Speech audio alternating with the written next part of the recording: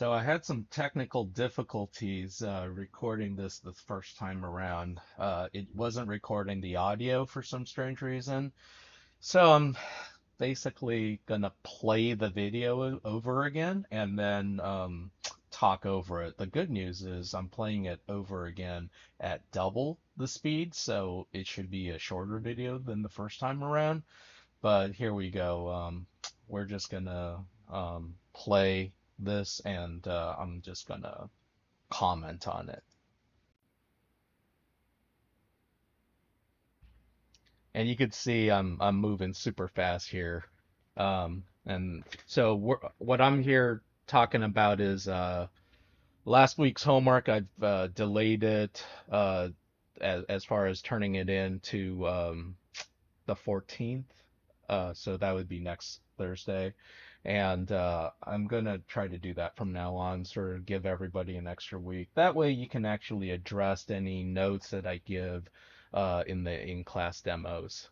Um, so so I know a lot of people were trying to turn their work in and they couldn't because of that. So hopefully that helps. The other thing I was talking about here is I actually went through the list of brushes last night and I downloaded them and I sorted through them. And you'll find them over here. There's the website, but then I have a G Drive file that's called Choice Brushes. And so that's me having sorted through some of the better brushes. I would probably, yeah, go with the choice brushes because it's more organized and yeah, you can actually you know, um, I've got it broken down to drawing brushes, painting brushes, and effects brushes, right? So one's good for mark making, the other one has like sort of textural juiciness, and then the last one is just kind of, glowy bits and, cool little effects. Like there's even a chain brush in there, I believe. So there you go. Um, Let me see. I think that's all I was talking about here. Yeah, technical difficulties is part of the process. But yeah, there's some really cool brushes here. And yeah, so there's me pointing out the G Drive link that should be on the assignments. Go grab that. You just drag and drop it into Photoshop and it should show up and you can actually move the folder around like from the top to the bottom, bottom to the top. I usually put it on the top and also if you don't like the brush order, you can always move the brush order around like I just showed you there. So it's very convenient. Instead of wading your way through all these other brushes and all these other artists. Um, these are what I felt were the better ones to use. So here we go. Um, I'm just going in with the brush called Main Brush, and you could toggle off and on the line work. I usually try to take put the line work off so it's less distracting. And so I'm already, color picking using Alt. Holding down Alt is the color picker, and I'm just painting it in. You could see that the brush has sort of rough, porous qualities, which actually mimic bone pretty well. And so just going in there, painting it, uh, you know, blocks um, and indicating. The key thing here is to indicate rather than to paint in all the details. Um, so going in with the brush. Notice how the brush is sort of a blocky shape. Um, that that does help mimic the sort of a flat brush. And I'm here. I'm painting the reflections. You'll see. Uh, yeah, I'm showing this gradient brush. The gradient brush is kind of cool when you stroke the gradient brush from the top down the sharp part of the brush is on the left hand side, and then it gives you this nice gradient fade. So it's really good for ambient occlusion, or just, like a brushstroke that feels like it's been masked on one side, so it gives you a sharp edge there. Um, in this instance, I'm just going in there.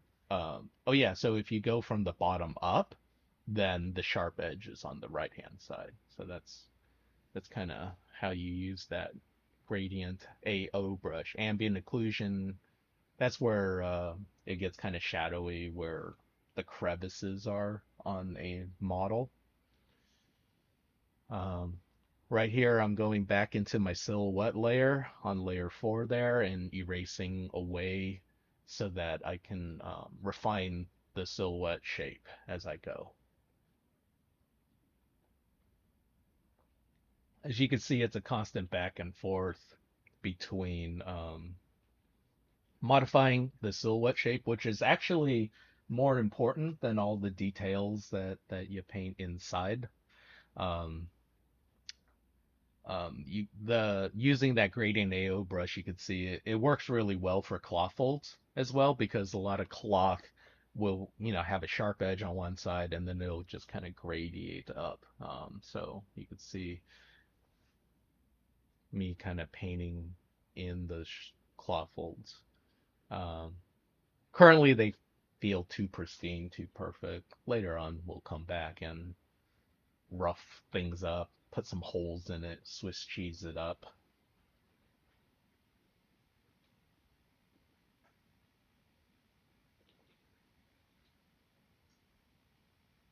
And yeah, so this is me painting in sort of slight imperfections within the cloth, um, and coming back and giving the highlights a bit of gradient as well. Um, Generally, I have the light coming in from the top, and um, yeah, this brush is also pretty good for painting forms and wrinkles and cylinders. So I'm going in here with the AO gradient brush here to kind of get that cheekbone, sort of give it a shadow underneath there. And this is a rough brush right here, or a hairy kind of brush, and it gives it the surface kind of a rough texture that kind of mimics a bit of rusty metal, you know. Just adding a bit of noise while you're painting. It's called Raposa brush, and that's after the artist David Raposa, who paints hyper realistic characters. So so you could see that, it mimics skin and, you know, um, porous things as well.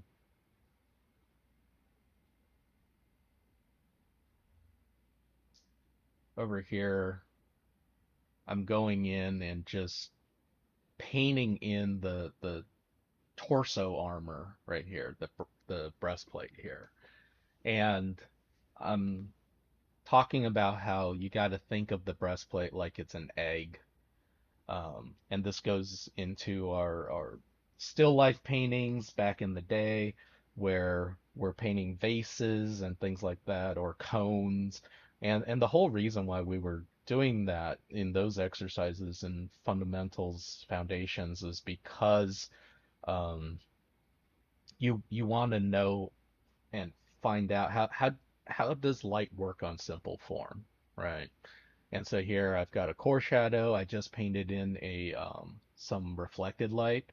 The key thing here is to think of this shape like it's a planet, right? And so the main light is hitting daytime. The reflected light is like the moon, and it's that's the nighttime and light. And so at no point should the reflected light be brighter or as bright as the part on the daytime light, which is, the main light on the front of this torso. Um, so I'm putting in some streaks and bit of highlights, sort of to make it metallic. I'm still wondering to myself here if there would be sort of a shiny reflection. Um, and I kind of go back and forth with painting it in, knocking it down, painting it in, knocking it down, just to see it until I'm happy with it. Um, Here I'm painting in what would be a reflection of the horizon. So I don't know if you know this, but in Chrome, what you're seeing in the squiggly lines that you're seeing in like a chrome ball or a hubcap, what you're seeing there is actually a reflection of the horizon, right? So that squiggly line is probably like mountains and trees. If there's clouds up there, they kind of give you like a warp swirly pattern, right? So now what I'm doing, I'm going back with that gradient AO brush. I'm just kind of darkening out the edges of this torso breastplate so that it pops from the background, right? And over here, even though the sword is in the foreground, I'm telling you, you gotta paint through and behind as if the sword doesn't exist. Because that way you have a consistent brushstroke. If you try to work around objects that are in the foreground and be careful like that, um, your your brush strokes are going to misalign and it's going to just give this feeling like everything's in pieces that aren't connected. Over here, I'm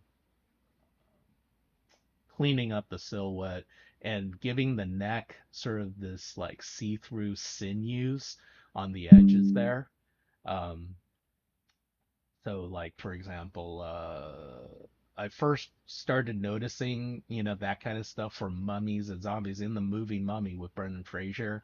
They had some CG, see-through bits. Over here, I'm painting little whiskers on the bottom of this knight's chin, and the way you do that is you go back to the silhouette and you paint those in, right? So I'm mainly messing a lot more with the silhouette than you think because that's actually where we recognize the shape and you can actually indicate a lot with just having a good silhouette. I'm going back on the arm now and painting through and behind. I'll have to come back later and paint the sword back in where it crossed. And oh, over here I was noticing that I wasn't making a whole lot of progress uh, because I was getting into the weeds of the details. And so I was thinking, you got to get the large masses in first, and that way you kind of know where you're going, right? So I came in, painted the thigh armor, um, and um, and this is essentially a cylinder, right? So painting in, made a selection, um, and then kind of painted in my highlights and my shadows like that. Painting in the other piece of armor on the thigh. The way these works is it's like a half cylinder, and then the back of the thigh armor would be held on with straps that would wrap around the thigh. So yeah, getting in your big masses first, even though it will detail up more later, I just wanted to block it all in, and that way it feels like I'm making good progress. Otherwise, you can spend like, 30 minutes and all you've been working on are like the neck or something like that. And that could be you know, pretty pretty sad. Quite frankly, it's like I wasn't making as much progress as I had hoped, kind of thing, right? Um, Here I was thinking about the codpiece armor, but I was also thinking about perhaps it'd be better to have a loincloth there instead, because otherwise, I don't know, it kind of looks like underwear. So you just, yeah. So I'm going in, selecting a loincloth kind of piece, and this goes into what we discussed in the critiques before, and I have to do this on the silhouette layer 4 there, because then, I can paint over it and have it locked into the silhouette. Once once it's on the silhouette layer, now I can go in, paint on top, and paint in this cloth folds. And the way I think about these cloth folds is it's what's called a diaper fold. Basically, it's hanging from 2 points up above, and it usually has sort of this U shape or kind of thing, um, or V shape, right? And then what happens is towards the bottom, it turns into what are called pipe folds. So I'm now painting in sort of pipes on the bottom. The key thing here on the pipe folds is you don't want the pipe folds to all be the same size. You want variation within there. So really try to think large, medium, small when you do that. Um, and because the leg is sticking forward, you're gonna have to contour around that, feeling like the cloth is being moved by that thigh right there. And over here, I'm coming in danger of like two even pipe folds. So you just make a choice, favor one over the other. In this instance, I favor the middle one to be the larger pipe fold, and then the stuff on the sides are the smaller pipe folds.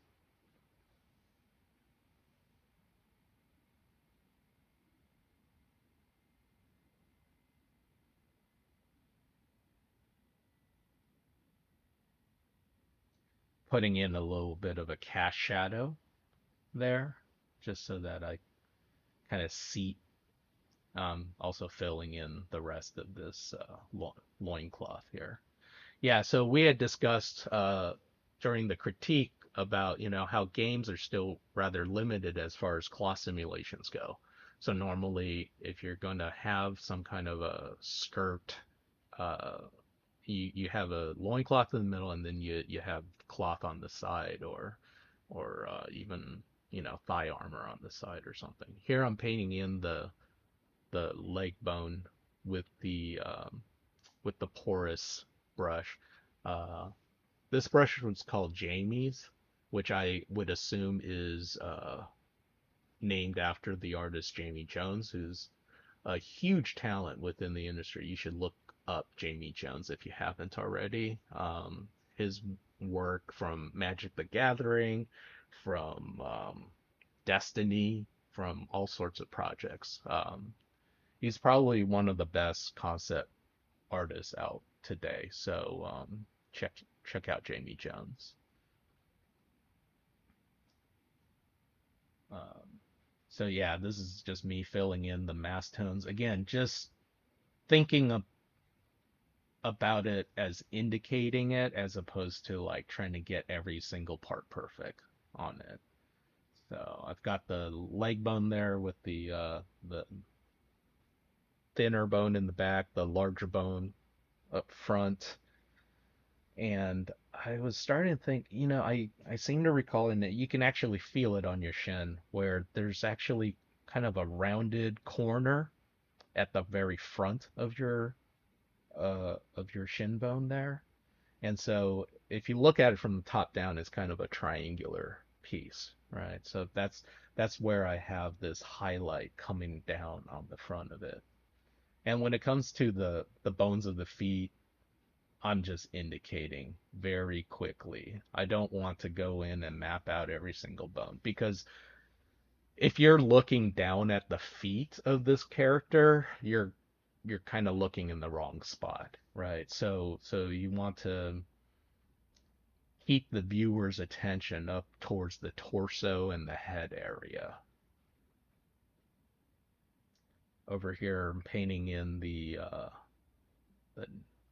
knee pad, I guess. Knee, I don't know, the piece that's on the knee.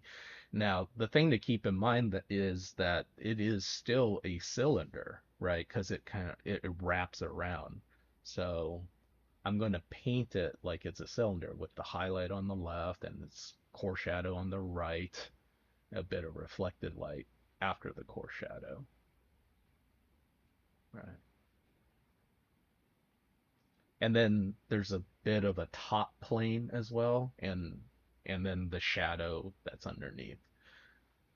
In general, just so you know, light falls off. So the lower you get, the further away from the light source, this being the sun, you also get. And so around the leg and feet area, um, you don't get as much light. So things do tend to get darker as they move down. This is just me painting in. I'm still hanging on to the idea that maybe it's slightly metallic and reflective. Over here, I'm putting somewhat of a hinge decoration on the side there. Like got to think about how that knee piece is attached. And as this person walks, that knee piece needs to move up and down, right? So there would be a hinge right there, sort of at the back or the center of the knee. Over here, I'm painting in on the silhouette as if it was cloth there instead of armor. So the cloth then would be tattered, and so now I'm kind of painting in sort of Pirates of the Caribbean style pants that has tattered cloth, and you'll see it throughout me painting this thing as I go. Is I'm adding a lot more disheveled tatteredness to it, a bit more chaos.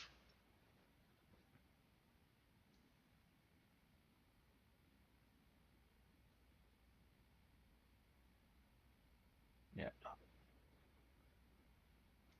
I'm constantly running in danger of getting into the weeds of the detail here. I really shouldn't be painting in all these cloth folds right now. I should just be thinking of the whole thing as a cylinder, but it's just so tempting, when you're there. Um, yeah. I put in sort of wrapped ribbons, wrapped cloth around sort of that area where he's handling the flag there, just so that it has a bit of surface detail. Again, on the other foot, I'm just indicating. I do indicate that there's a heel bone and then there's kind of an arch to the foot as well. Uh, Whenever I can, just emphasizing the cast shadows, separating the elements from each other. Here I'm painting in sort of the abs on the torso, which won't be getting armor. It'll be con a concavity that's kind of gross. Um, Indicating in the arm right there, and just putting chunks of meat on the arm because it's so thin, it's not really armored. So I was thinking maybe we'll have the radius bone in the elbow there as a hook. So going back to my silhouette layer, painting that in, and just seeing that little hole right there, like really indicates like, oh yes, there's another bone. And then going back and playing around more with that silhouette is sort of painting in the sinews that are hanging off of it, right? You could, again, tell a lot of story just through the silhouette because all the details inside can get seriously lost.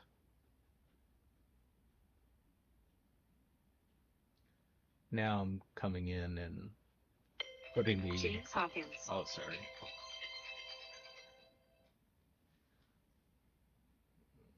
I need to silent my phone. My apologies. So yeah, I'm painting in the cloth on the bicep there as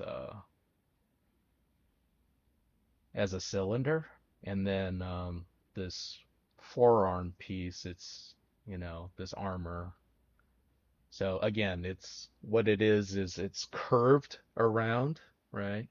And what I did there was I put a couple of uh, chip marks in there, like as if like I don't know somebody, somebody's sword was trying to hit him and he was blocking, with this thing, but it kind of took a piece off. So yeah, cylindrically put in there. It's still selected. So now I'm moving the selection. So the way you do that is you go to select, transform selection, and you can just kind of scoot that selection over a little bit.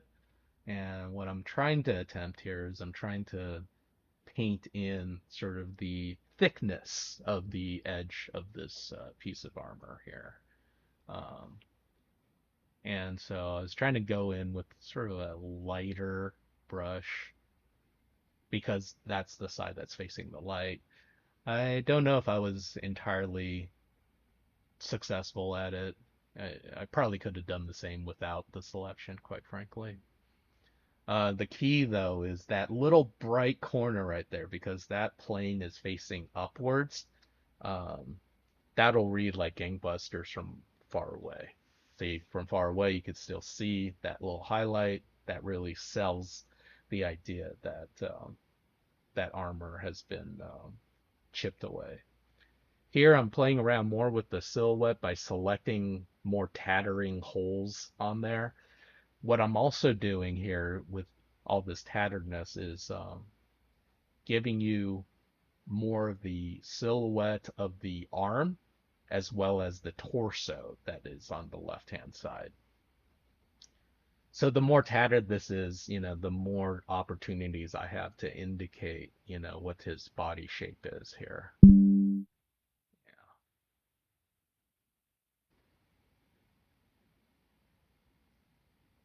And again, the key here is to vary up the sizes of the holes and damage that are in here, right? You don't. And here I'm indicating sort of where that torso armor ends through that sort of corner piece right there.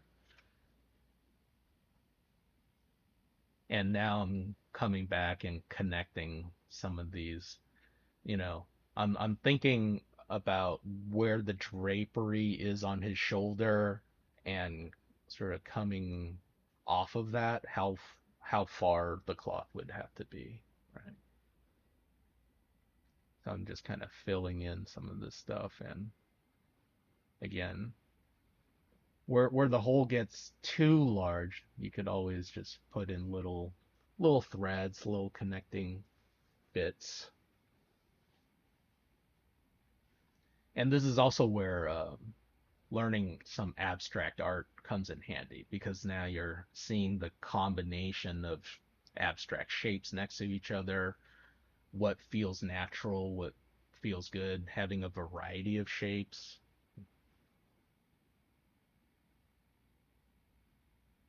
And now I'm painting on top of it and just darkening the whole thing, right? Because I don't really want you to be paying attention again to that. It could just be a shape. And then I painted in the straps that strap the piece of armor onto his forearm, and then indicating some of the sort of skeleton claws, bone hand that he's got there. Again, indication, especially when it comes to these hands, you could spend all day on it, but again, I want your attention to be on the head and the torso.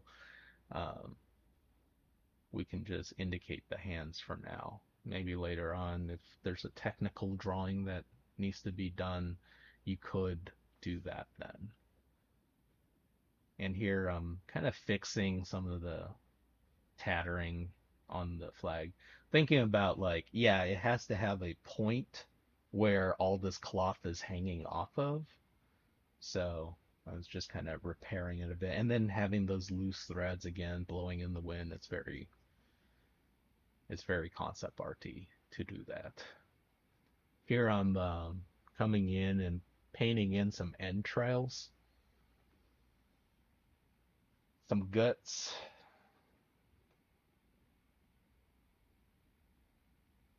and kind of thinking would there still be shiny bits, or would all this meat turn into beef jerky by this point? Um, Maybe if it rained on the battlefield recently, like this is a little bit wet, that, you know, gives you the nice, cool, I mean, reflections are always cool. So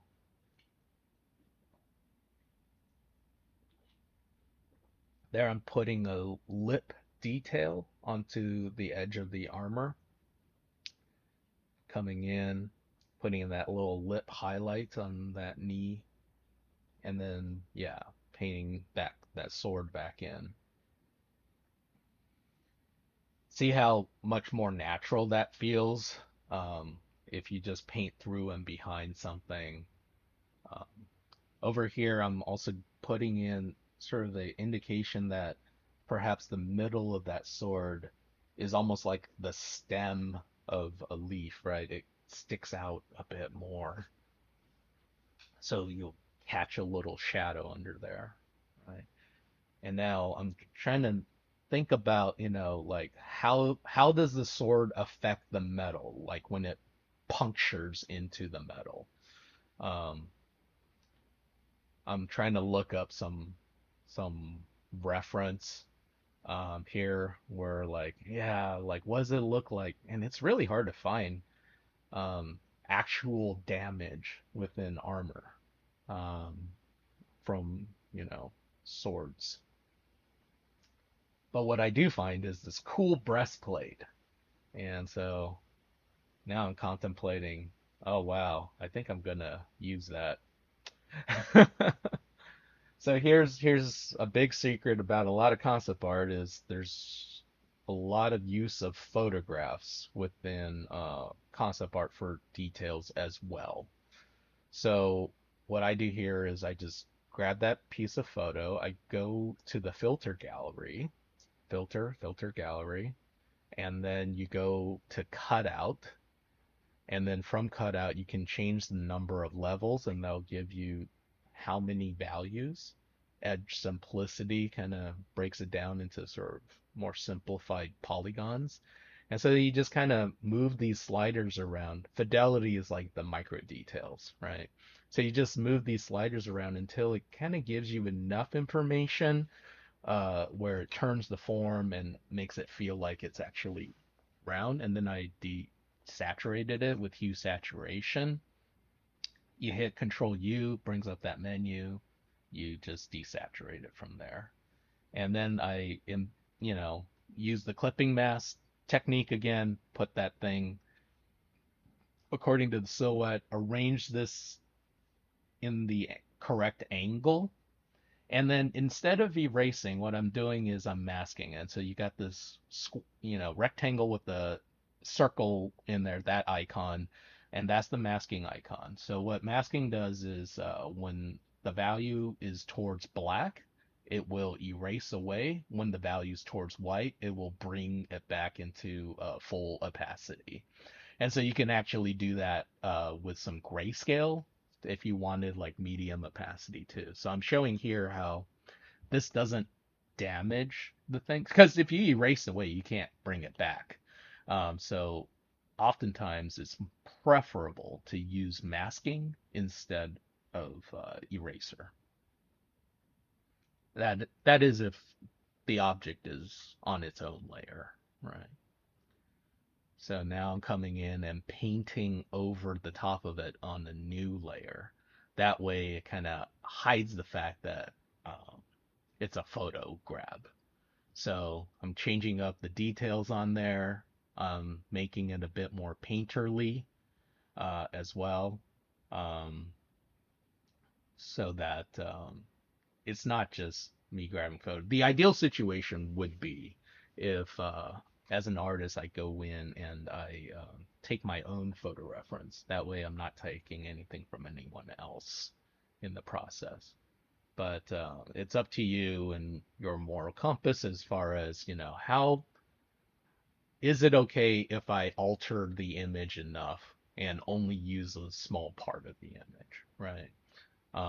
I'm treating it more like it's a texture, decorative texture. to enhance rather, it's a remix, right? It's a sample like rappers do. And so I'm changing it up where, it's not a one for one to what it was before.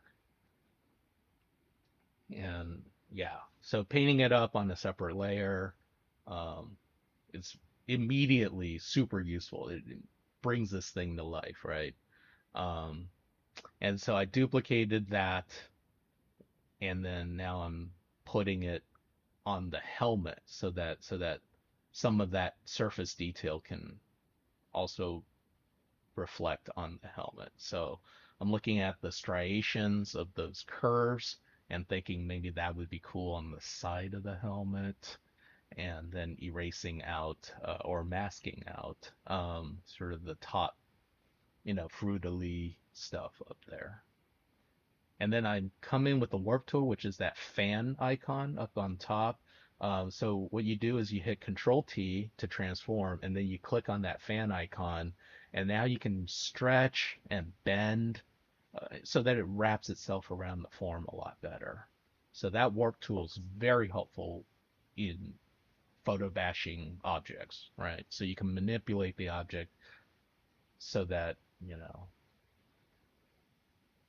So over here, this part of the helmet is a bit more concave. So I'm using that warp tool again, and now I'm having the lines kind of bend the other way.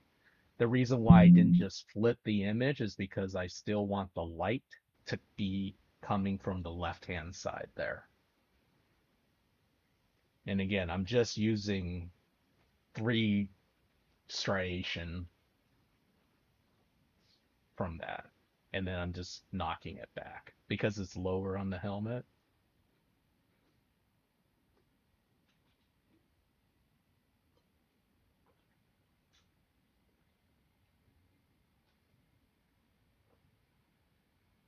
Taking that same armor piece. Now I'm, bringing it all back just so that I could try to figure out a placement for it onto the thigh armor. And I just end up kind of stretching it so that, there's some indications of like vertical striations coming off of it like that. And then going back and knocking back using the masking tool again, painting black over the top of that to kind of uh, get rid of parts of it. Don't want the jewel on the thigh there, so mask that part out. This is where I noticed like there's this weird funky black corner there. Yeah, so I masked that part out so that the entrails come back and there's not that.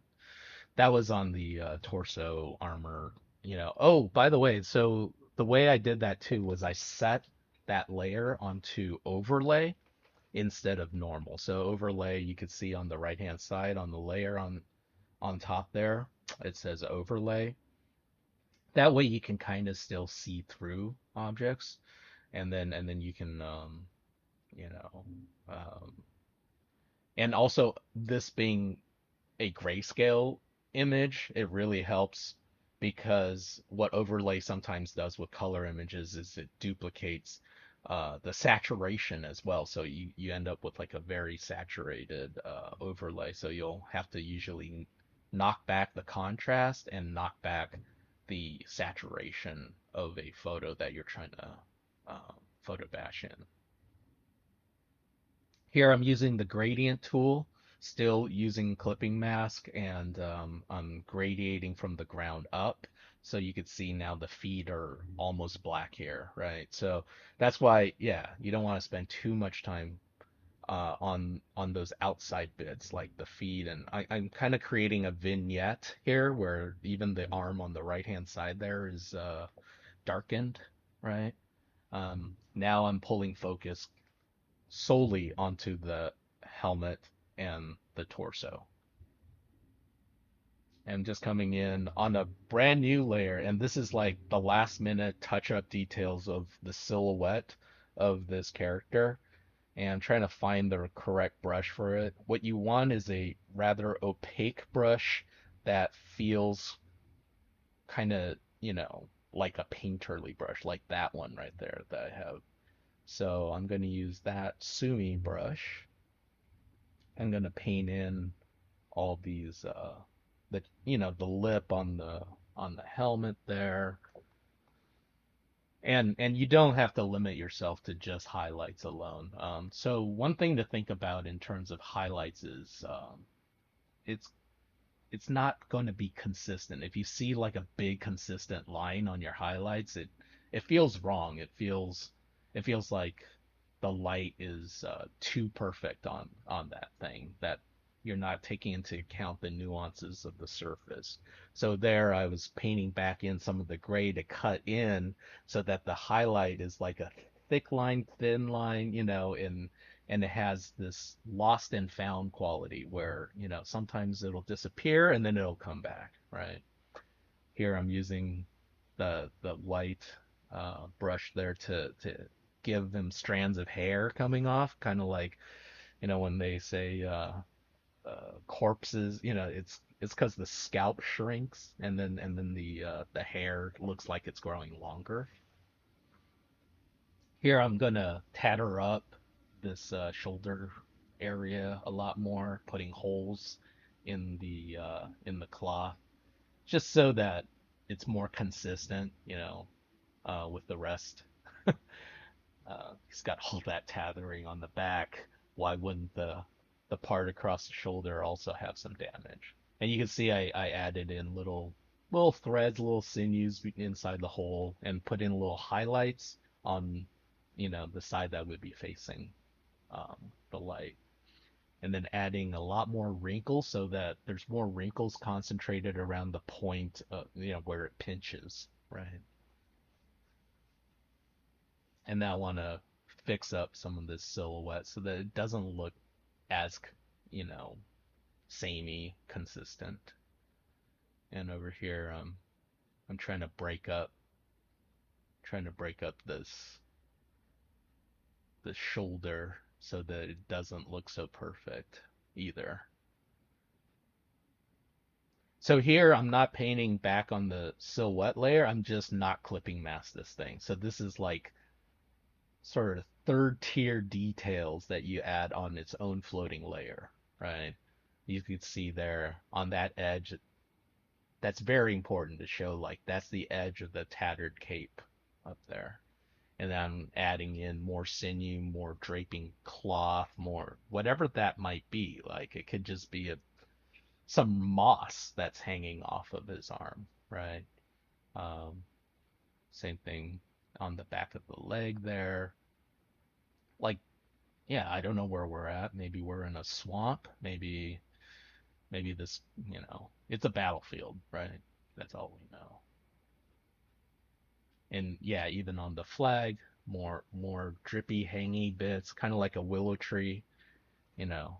Again, it adds so much to the silhouette. There I'm filling in some of that, you know, leg there so that, there's stuff hanging there. That way it's not just a perfect clean hole, right? Over here, just last minute little bumps of highlight to again indicate that fist, that hand right there. Just putting in little taps, you know, adding in shadows where I can. And again, it's just suggesting a hand. I'm not going in there and painting every single finger individually, just indicating it. Tattering up the loincloth as well. Shadow on the part that's pointing down, and then a highlight on the parts that are pointing up, right? Like that.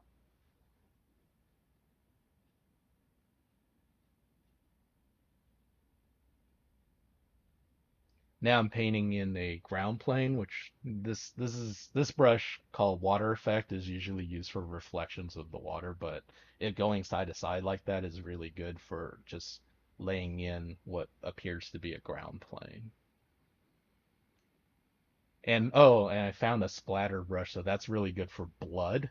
So now I'm just like blooding him up all over the place with that splatter brush.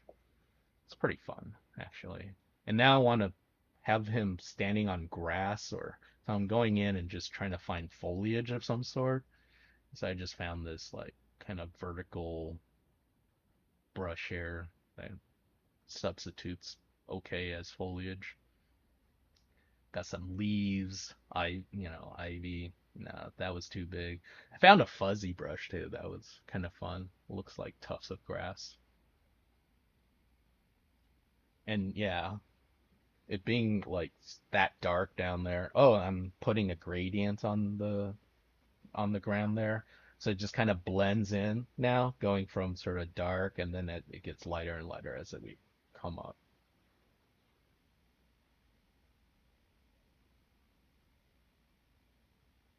But yeah, overall that's that's pretty much it on, indicating I could probably go in and find some, cloth details or something like that, do a texture overlay on that, like loincloth or maybe the flag or the cape, but that's pretty much it.